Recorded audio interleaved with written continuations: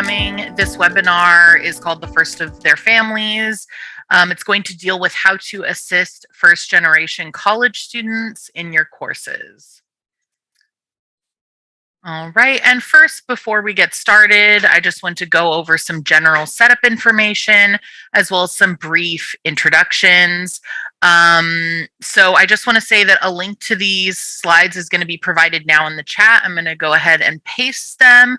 There's also going to be a few other links, such as a link tree that lists our social media links. It also has a link to the PFF page where you can make an appointment to meet with a PFF fellow in case you wanted to discuss anything related to careers in academia or pedagogy, anything like that.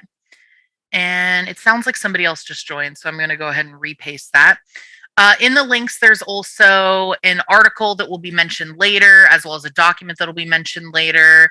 And I will share this again towards the end of the presentation, just in case the chat starts to get filled and you can't find it, or just for people who come around the middle of the presentation or come in a bit late. So first, I want to mention that this is being recorded, as I said previously. So if you do not want to have your video on, that's perfectly fine. You can go ahead and leave it off if you don't want to possibly show up, especially if you do choose to speak. Also, you can choose to share questions or experiences or comments either in the chat or out loud, whichever you prefer. You can go ahead and use the raise hand function. Or if you don't know how to use the raise hand function, if you just feel like speaking up, feel free to interrupt me. I really don't mind. That's perfectly fine. Anything you post in chat will typically be read aloud, especially if it is a question or a comment that maybe we want to share. So if you don't want your name said aloud, because this is being recorded and it will be shared as video with people who want it later, just go ahead and leave that in the chat comment as well. You could just put, please don't share my name, or I want to remain anonymous, and then you can share your question or comment.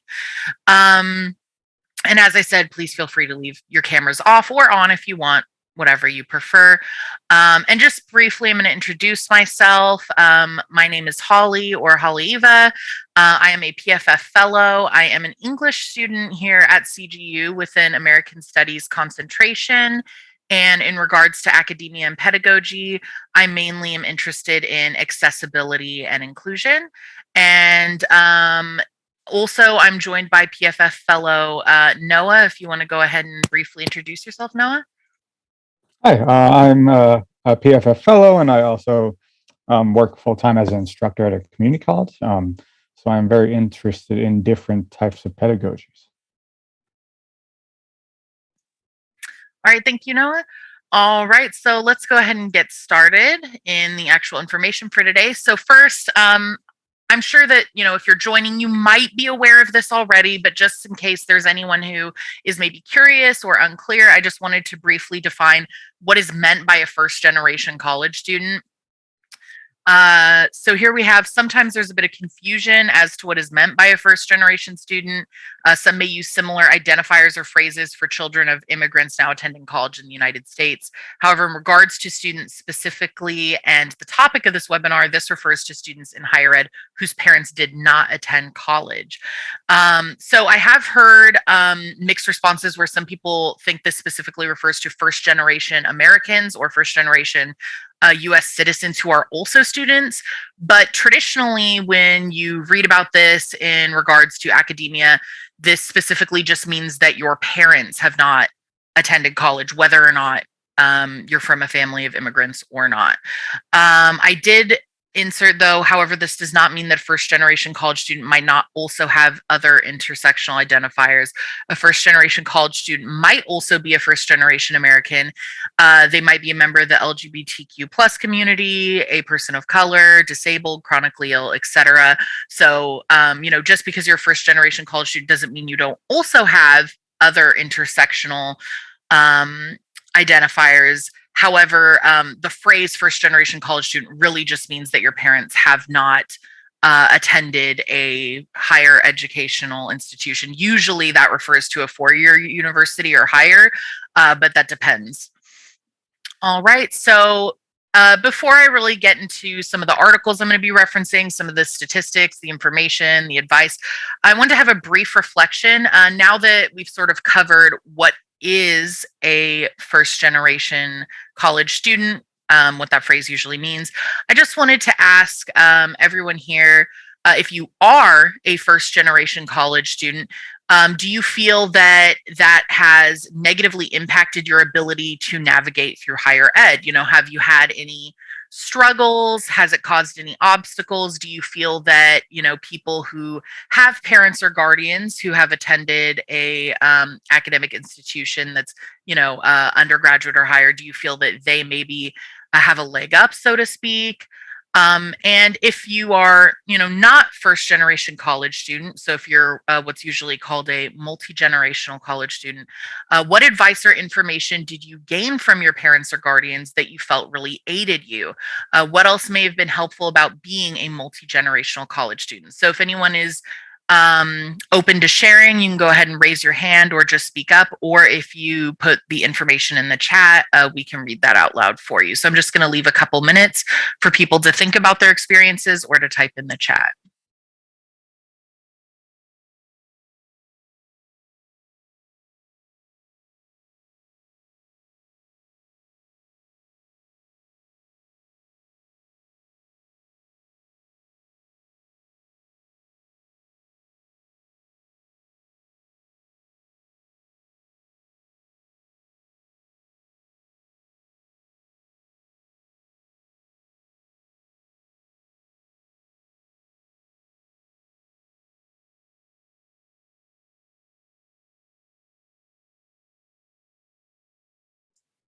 Okay, I will say, just from a personal perspective, that I'm a first generation college student.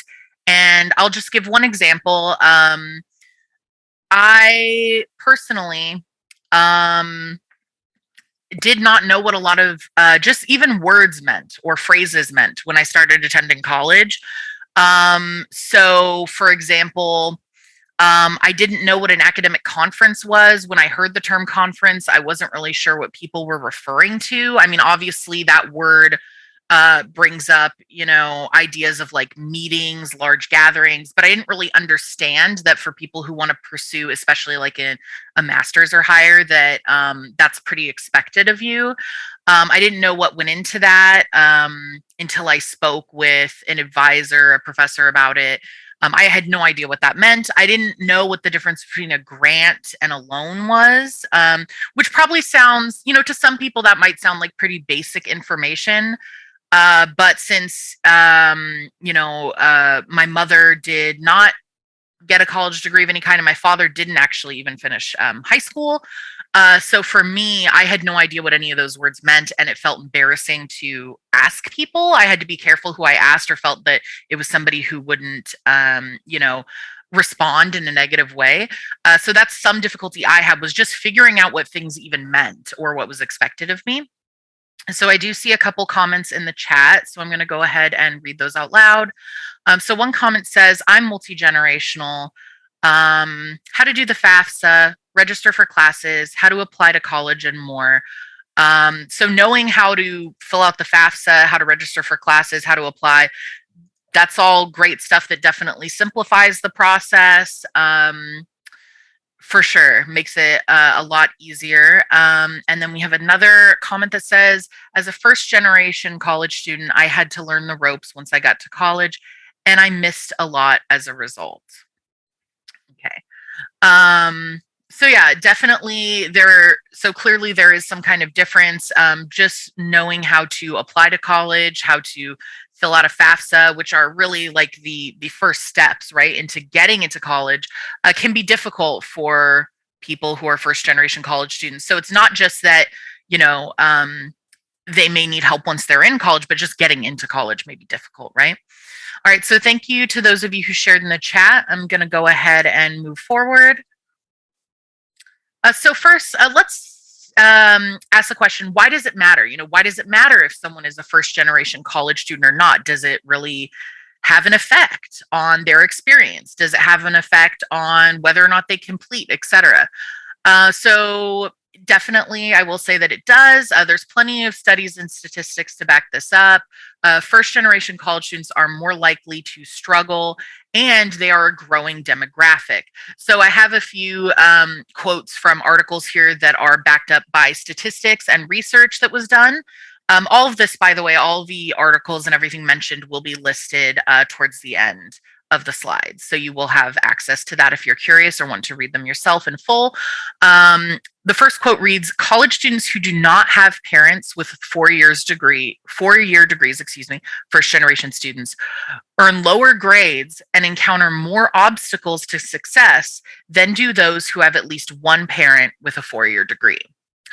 And the second quote reads, first generation college students are a growing population in the United States. Because of the barriers to these students, they are more likely to drop out or fall behind than their multi-generational peers. So there are plenty of statistics that say they earn lower grades.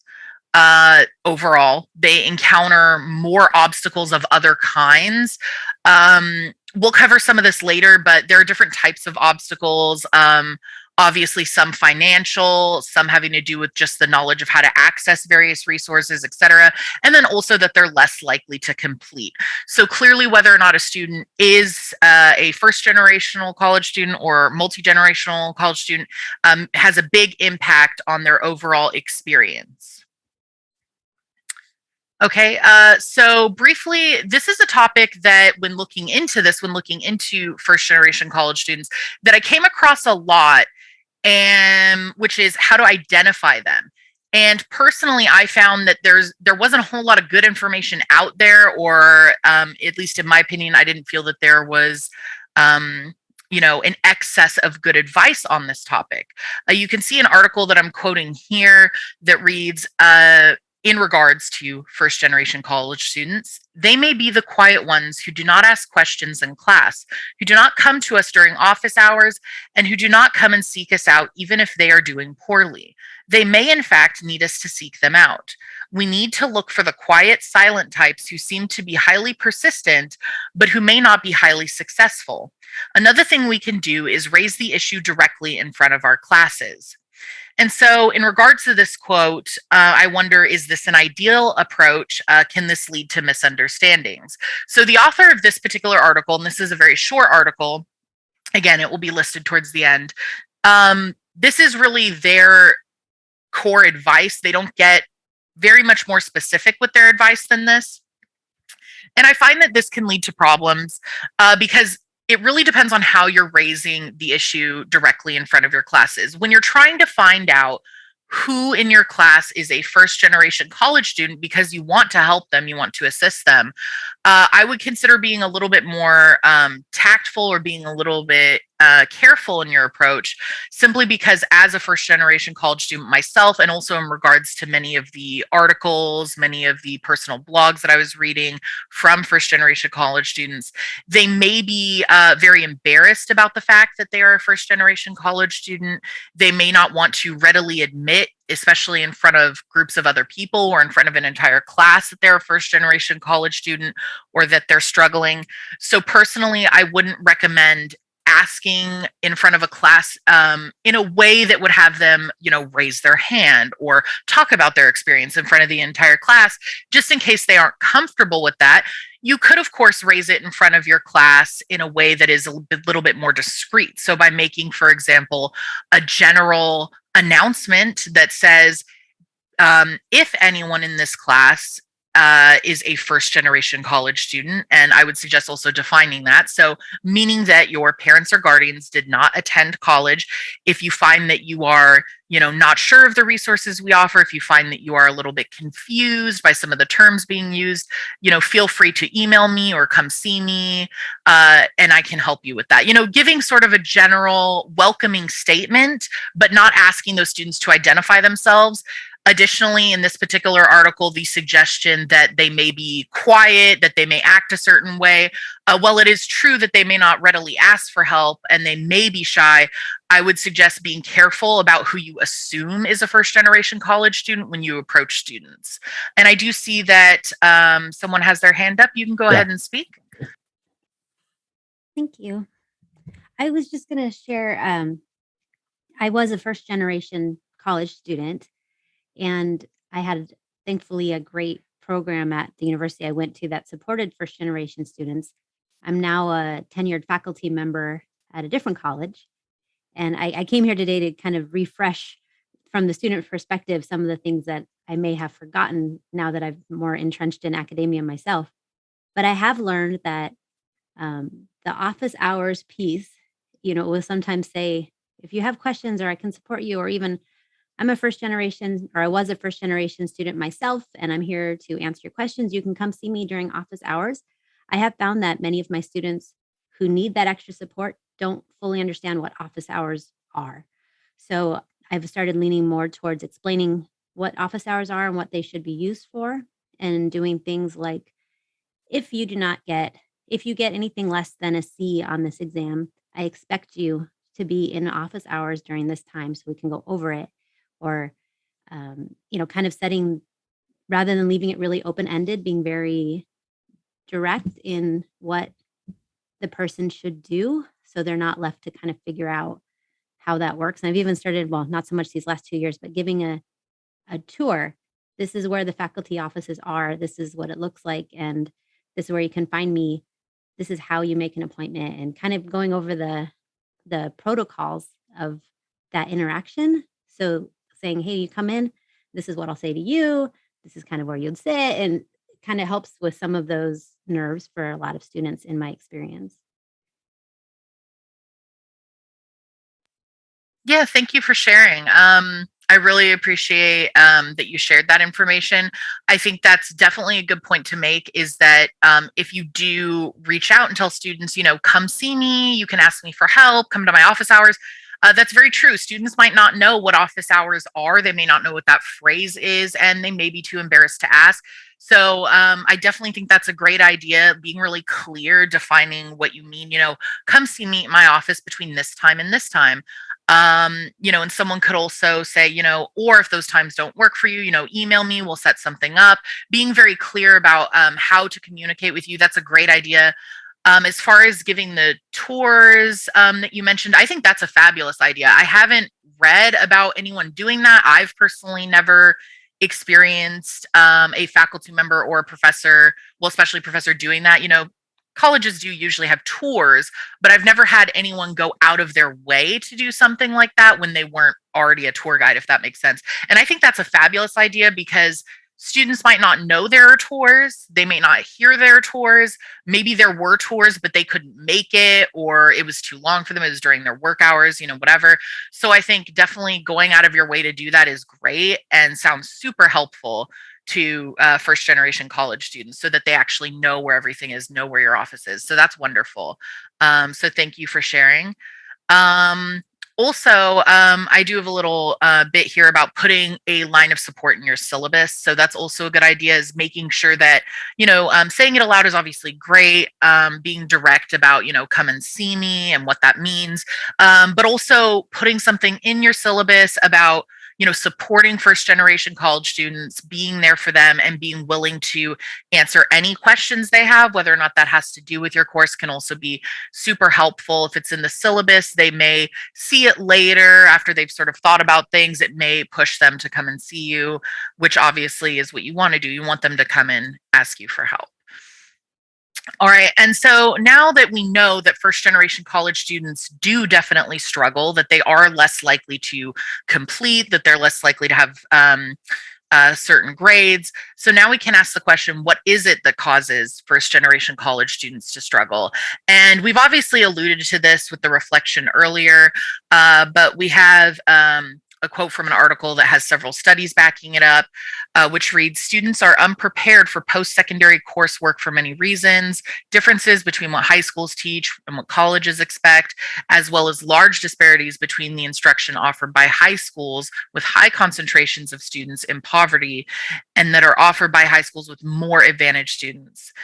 Note the importance of non-curricular variables such as peer influences, parental expectations, and conditions that encourage academic study. And I do have a note here, while an instructor may not be able to ameliorate many of these factors, they can make the expectations of college and individual courses very clear. So obviously, external variables, non-curricular variables that are listed here, parental expectations, peer influence, those are things that instructor most likely cannot have an effect on. There are certain situations, obviously, where maybe, but most of the time you're going to have more of an effect in the actual school setting in academic areas, right? So one of the big things here is differences between what high schools teach and what colleges expect. So a student that has parents who may have attended high school but not college, they had 4 years in high school. That's what they're used to. They're used to that setup. They're used to those expectations. Moving into college, they may not understand, the inner workings of research papers, the differences regarding, the increased autonomy that students have in college. These are things that you want to make very apparent. So when you are drafting your syllabus, you want to be sure that you're being very clear, using very plain language about what your expectations are, what you're looking for in your papers.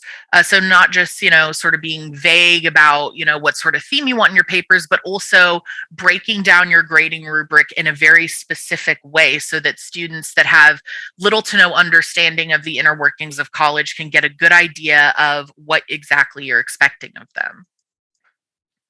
And I know I've mentioned syllabi several times, so I'm just briefly going to go over a couple suggestions for how to better your syllabus to benefit first generation college students.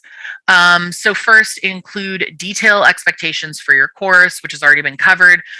Consider not just listing SLOs, actually write out fully student learning outcomes, fully type out everything. You don't want to put, phrases like DEI without explaining what that is. So using plain language, using full words and phrases instead of just acronyms. They're not going to understand jargon that you insert, of course, so you want to break everything down. Consider including a phrase of welcome to first generation students, as was covered previously. Include a list of college resources and outside resources. This is something that usually professors do include in their syllabi. Typically a draft of a syllabus, or sometimes an institution will give you like a skeletal frame of a syllabus or tell you what they expect on it, will usually include resources, especially the college resources, but sometimes it won't include or require outside resources. So resources that aren't offered by the college, but nearby, food banks, support networks, things like that. So even if a college doesn't require that or suggest it, you may want to consider including that. Let's see. Okay. And then, sorry about that. And then also define your terms and use plain language where possible, which was already covered. Again, if they're a first generation college student, they're not going to be entrenched in academic language, so they're not going to understand what you mean if you don't use that plain language. All right. And I do want to share with you a document, a Google document that has some free college resources on it. I did share this at a previous webinar also about classism in academia. I'm going to go ahead and paste this again. It was listed in the previous links that I shared, but I'm going to go ahead and share it again for those that maybe came in a little bit later. These links include the slides that I'm sharing today, the events page on PFF, which will later have a video recording of this webinar, as well as some other things. But the second link listed is a Google document. It's not particularly long. It's about 1 page. But it does have some free resources that you can provide students with. Now, some of these may be very apparent to you, such as free presentation software like Canva and Prezi. I think those are fairly well known. However, it'll have some lesser known options that you could share with students, such as book selling comparison devices that'll show you where, show a student where they can get the most for selling a textbook, and some other things that may be lesser known. And these are just examples, really, of free online resources to share with your students. I have different types listed here. So reference management software, journal search tools, plagiarism detectors can all be helpful for coursework. So those are more relevant to the class, can help the student with the class. But oftentimes, first generation college students can also be struggling financially, and they can be struggling in general in other ways that more advantaged students aren't. So you can also consider providing other types of free resources for them. So I've listed here free online resources like book price comparison tools, free mindfulness activities, online fitness videos, etc. This is really up to you. You can also share resources that aren't online, but I do suggest including lots of online resources because oftentimes those can be a little bit more accessible for some people that are chronically ill or disabled. But of course, you should also consider including in-person resources such as, food banks, help with housing, etc. All right. Next, this has been covered a little bit or alluded to in some of the other comments, but you shouldn't assume anything. So first generation college students may not be using resources even if the resources are there. While a first generation college student might greatly benefit from attending orientation, there is no guarantee that they were able to. I actually had this exact experience when I was transferring from a junior college to a UC. The UC only had 2 orientation times, and I was not able to make either of them because both of them were in the afternoon on weekdays, which, being that they were both afternoons on weekdays wasn't very helpful to me with my job schedule at the time. So I was not able to attend orientation, and so I missed out on probably a whole host of, resources, a great deal of information that would have been very helpful to someone who's not a multi-generational college student. Typically at orientation, that's where they'll introduce things like, the writing center, they'll give you contacts for financial aid, all sorts of things, mention student clubs, etc. So a student might not have attended orientation, so they might not even be aware that these resources exist. Also, a first generation college student is more likely to work more and have a less flexible work schedule. There are lots of studies behind that.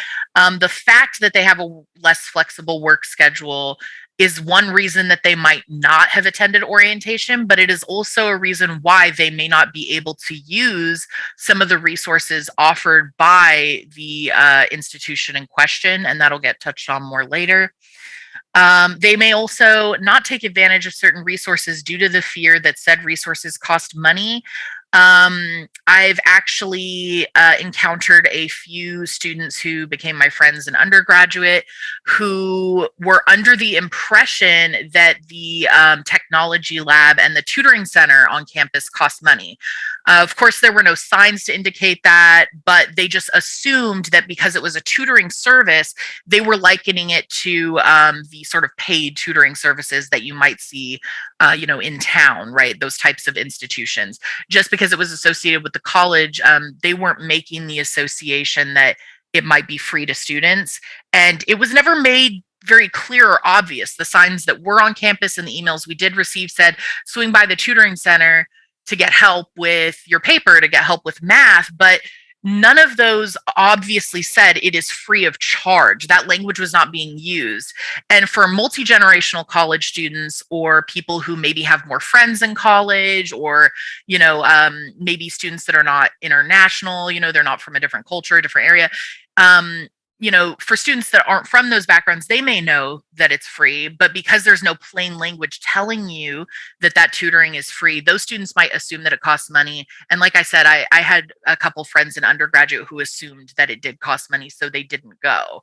So that's always something to keep in mind is when you're introducing resources to your students, be sure that you're very clear that it's free, it doesn't cost money, and also how often they can use those resources if that's applicable. I do see a comment in the chat that says, oftentimes health services are free too. Yes, thank you for sharing that. That's a good point. Sometimes campuses can have, or institutions can have different types of health services or testing. I know the institution that I went to had for undergrad, that is, had free, for example, anonymous HIV testing. And that particular group that was hosted by the Queer Center on campus there was very clear that it was free. They made it very apparent that it had no cost and that it was completely anonymous. So some resources on a campus might make those things obvious, some might not. And lastly, the students in question may be inundated with emails that are not relevant to them. So this can happen a lot of times when you're a student, especially when you're a really busy student. This happens to me still, is I'll get so many emails from different departments, different groups, that I'll become overwhelmed, and I'll sort of read the subject line, skim the first bit, and if it seems like it isn't relevant to me, I'm probably not going to read that email all the way through, right? So even if your institution that you're working for sends out emails to students saying, hey, we have free tutoring, we have free health services, we have, free tech center where you can use the computers, whatever it might be, they might not be seeing that in an email, especially if it's buried with other emails, if it's towards the bottom, if there are other announcements that come first that aren't relevant to them. So never assume that you sharing information with your students is, about free resources won't be helpful to them, or that they might already hear it. Because even if there are emails going out, even if there are signs up, there might be a communication error. The students might miss it. So, you can never really go wrong letting them know about these free resources. All right. And briefly, I want to get into some of the different resources that can exist and how they can be helpful, or how they could be bettered for first generation college students. So first, I want to briefly talk about writing centers specifically. There have been a lot of studies on writing centers and specifically first generation college students. I'm referencing one such article that has to do with a study here. But commonly, it's found that writing centers are helpful for first generation college students, but that they can also really alienate first generation college students. So this quote here reads, as sites on college campuses that promote inclusivity, student success, and community while simultaneously being complicit in middle class values, writing centers sit on tenuous ground, often serving both as gateways and gatekeepers for first generation college students looking to succeed. As a first generation college student myself, I experienced the ambiguity of the writing center. So this may not be very clear or obvious. People may think, okay, well, the writing center is a free resource, it helps students, it helps them with their papers. How can it be alienating, or how can it sit on this tenuous ground in between help and alienation? And this somewhat relates to linguistics. It sort of relates to this social linguistic theory of prescriptive versus descriptive grammar. And if you're not familiar with that, basically what it breaks down to is prescriptive grammar is the grammar that we are taught in school. It's the grammar that is typically expected of us when you write a resume, when you go to an interview, when you write an essay. It has a certain level of complexity and formality to it. Descriptive grammar is the grammar you use in everyday life. It's intelligible, you can understand it, it communicates what you need to communicate, but it may have what some people would refer to as a dialect. All language is a dialect, but some people may look down on it because they view it as being of a certain class, of a certain region. It may sound uneducated, etc. So the way in college that one is expected to write may be entirely different from how a person speaks. So when you're looking at a first generation college student who may have a certain way of speaking and writing, a writing center may make them feel that they don't belong in a way, just because of the classist implications surrounding grammar and how prescriptive grammar came about.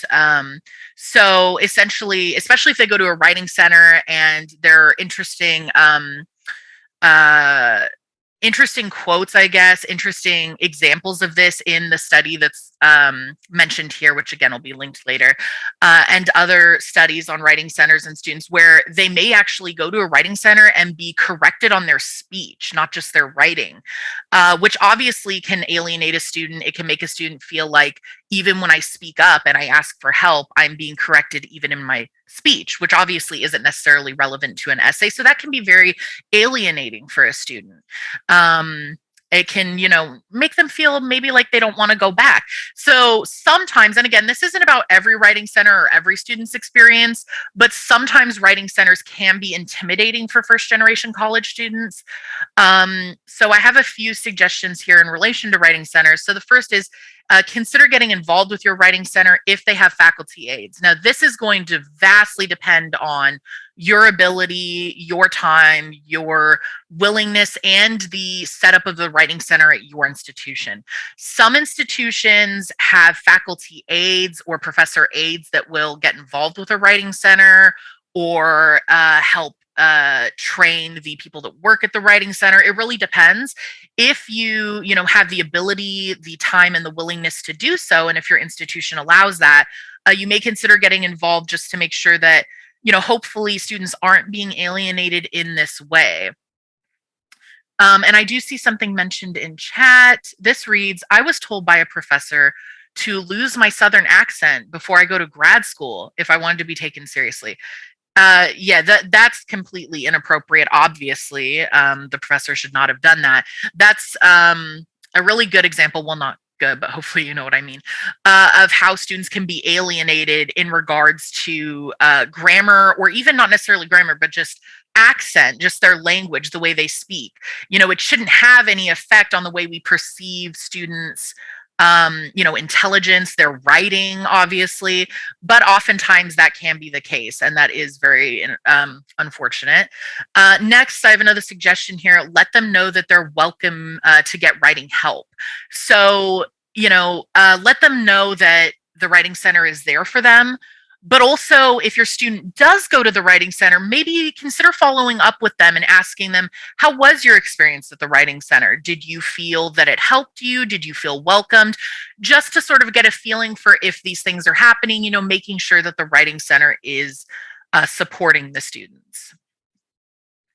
All right, next, in regards to counselors and advisors, just some remarks on things that can happen there. So first, we have a quote from a study on the subject, and this study is specifically just on first generation college students. This study in particular mainly looked at Hispanic first generation college students and college advisors. The quote reads, most participants reported that their school counselors were, quote, never there.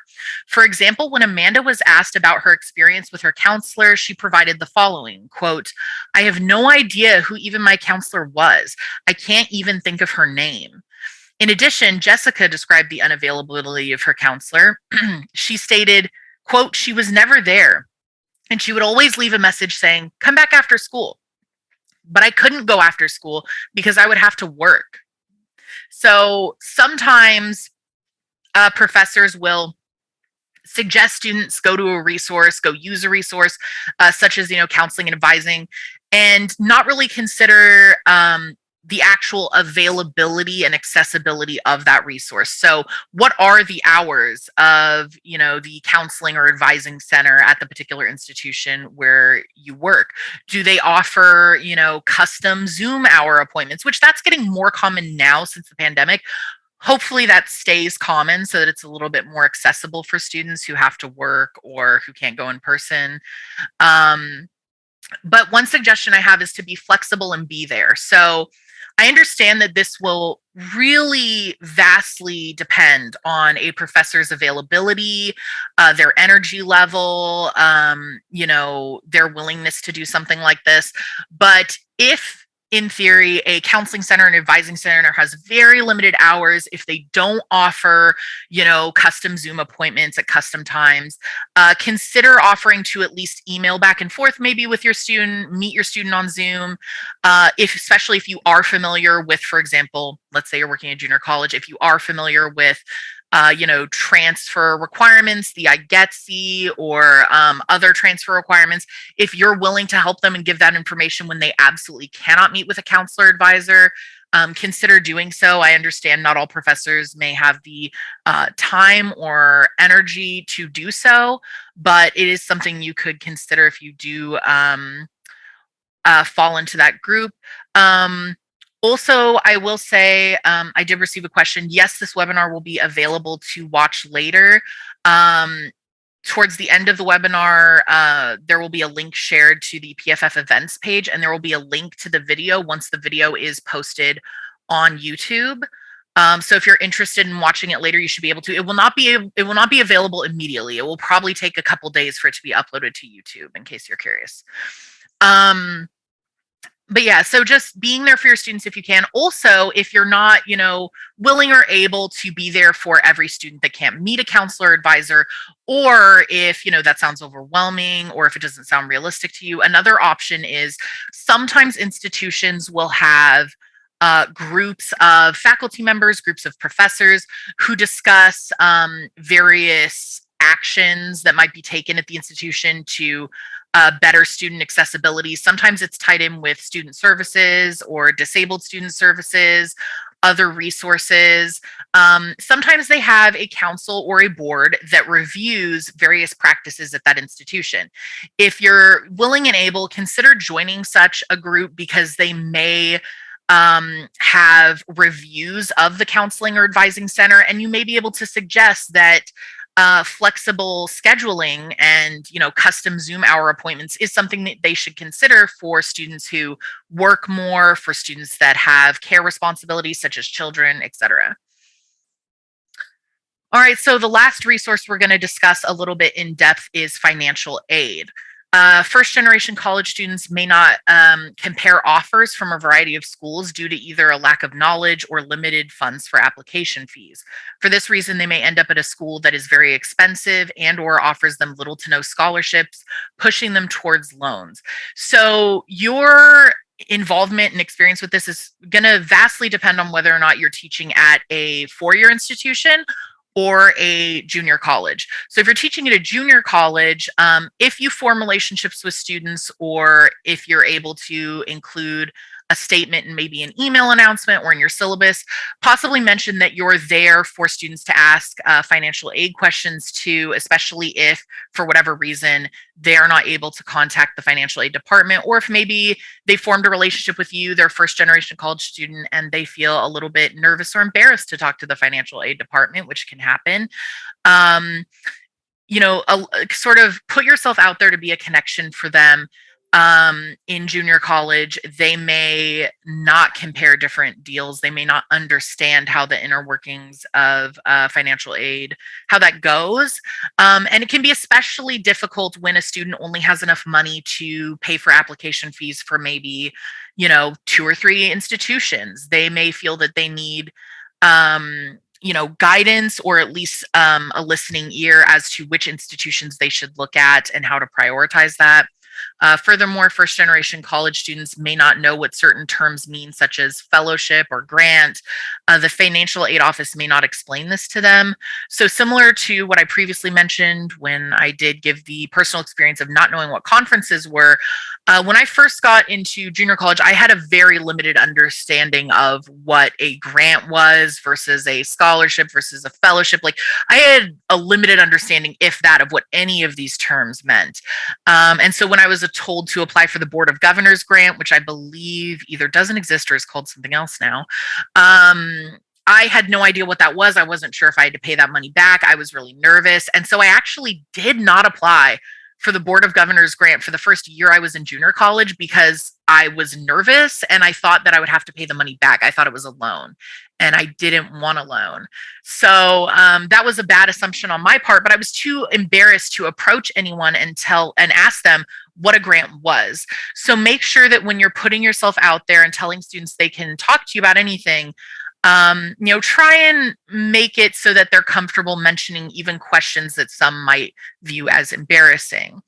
You can also consider helping students by making announcements in regards to competitions, scholarships, fellowships, etc. Often professors have a lot of connections. They hear about all kinds of opportunities. Consider sending your students an email saying, hey, just to let you guys know, there's this academic competition with a $500 reward going on, etc., students are much more likely to read emails from their professors. Of course, I'm not suggesting that you should just overwhelm them with emails, but oftentimes students may miss or not look at emails from different departments because there are just so many emails, whereas they might prioritize the email of a professor. So you could consider maybe once a week or less sending out any really helpful announcements, considering especially free resources, free scholarships, things like that to your students. And now I just want to, before I close, I want to have another brief reflection that might sort of get some more formative or helpful ideas for people. So first, if you are a first generation college student, can you think of anything that a teacher or faculty member did that really helped you in some way or made your learning experience better? If so, consider sharing. And whether or not you're a first generation college student, do you have any ideas for projects or actions an individual might try that could likely help their first generation college students? So now that we've gone over a bunch of examples of how to better your syllabus, get involved with things, share resources with students, can you think of anything else that either you did experience that was really helpful to you, or that maybe you haven't experienced, but just an idea that you have? I'll give you a couple minutes to either share that in chat or just feel free to raise your hand or speak up.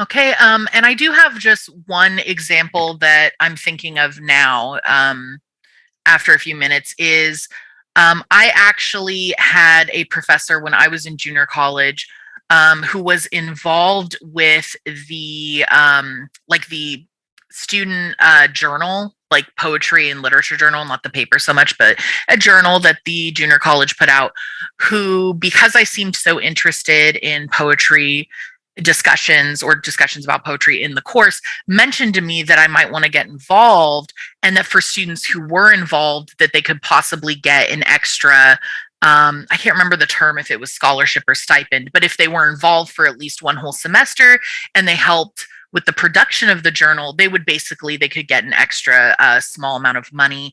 And so that was something that was both helpful in regards to, financial support, right? Because it had that opportunity for compensation, but it was also something I was interested in. So just being aware of what your students seem to latch onto in your course, and suggesting any outside financial sources, or even if it's not financial, it's just an activity that your student might get involved with that could lead to other things and can look good on their CV. That's still good to mention to a student. Let's see. And I do see a comment in chat. I'm just going to read that. Let's see. I think the idea that we should never assume knowledge is incredibly important. With that in mind, before the semester begins, I think it could be helpful to think of questions first generation college students may have and answer them explicitly on the front page of your Canvas site. That's a great idea. I definitely didn't mention anything related to Canvas, but that's a wonderful idea that I hadn't thought of previously. Taking any information that first generation college students might need and just placing it directly on your Canvas site, on the front page of your Canvas site, is a wonderful idea. Thank you for sharing. And then there's another comment. My school had a first generation program where they covered a lot of what we talked about today. If you participated in each of the meetings, the program paid for your books. That's wonderful. I wish there was something like that at the college I attended. That's definitely great. If you work at an institution, you hear of a program like that and they need faculty, obviously, consider getting involved. And even if they don't need you, obviously share that information with your students. So that's wonderful. All right. And just a few closing ideas. So I just have a few bullet points I want to share before we close up. First, while an instructor cannot better every aspect of an institution, they can be a great help. So I just want to acknowledge the fact that the institution that you work at or you are a part of may have issues that just being realistic, you may not be able to necessarily fix or change. You may not have any control over the budget. You may not have any control over what the executive leadership of an institution finds important or wants to start, whether they want to start a program like that was just mentioned in the chat comment or not. You may not be able to necessarily change that, especially if you've just begun working in an institution, you hold little to no sway. But as an educator, you can still be there for your students, and it's still a great help. Also, your approach to DEI can greatly affect your overall approach with first generation college students. So as I mentioned at the very beginning of the webinar, first generation college students will often have intersectional identities. So they may be a person of color, they may be an immigrant or a child of immigrants, they may be queer, they may have various other marginalized identities that they identify with, and your approach to that. So if you're very inclusive, if you make it very clear that diversity and inclusion is important to you, you're more likely to be supporting your first generation college students and make them feel welcomed in your course and make them feel like they can approach you. Next, consider what works best for you, in-person or email announcements. I did mention earlier that you could consider emailing announcements about scholarships or resources, things like that, to your students, however frequently, once every 2 weeks, once a week, once a month, whatever works for you.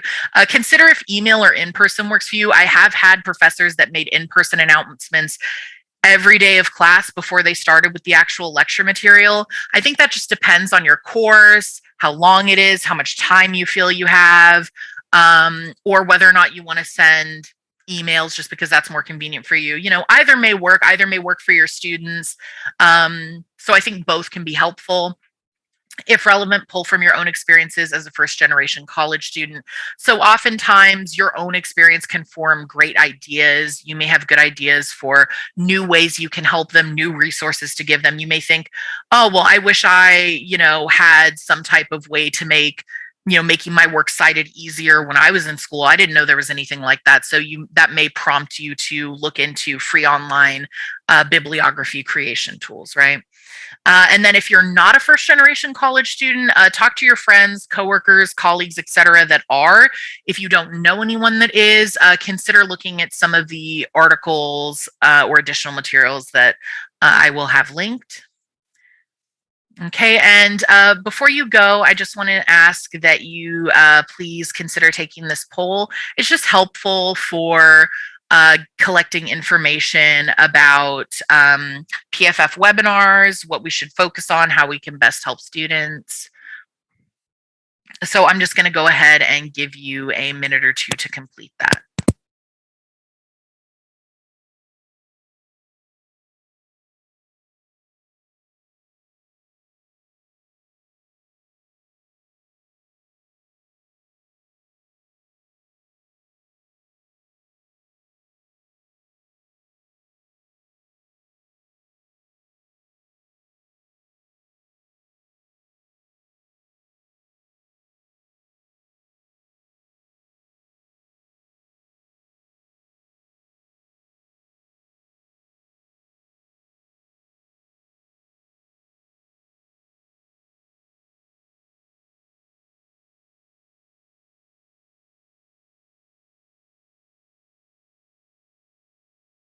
Okay. Thank you for those of you that took the poll. And then just briefly, I have some links. I will paste them in chat because I realize in the slides they're not particularly helpful. So if you wanted to look at the slides, or if you wanted to view the video, if you wanted to connect with us on social media, there are links for all of that, as well as one additional helpful article that was not in my works cited. I didn't actually have a reason to use it, but it was interesting. All my works cited are right here. So again, you can access those at one of the links on the PFF events page. There'll be a link to the slides. So you can go ahead and find these, read them if you like. And there's also a link to the video, again, once it's posted on YouTube, which may take a day or two. All right. So I just wanted to thank you all for coming. I really appreciate your attendance, and I hope that you found this useful. I'm going to go ahead and stop the recording in case you had any questions or comments that you didn't want to be recorded.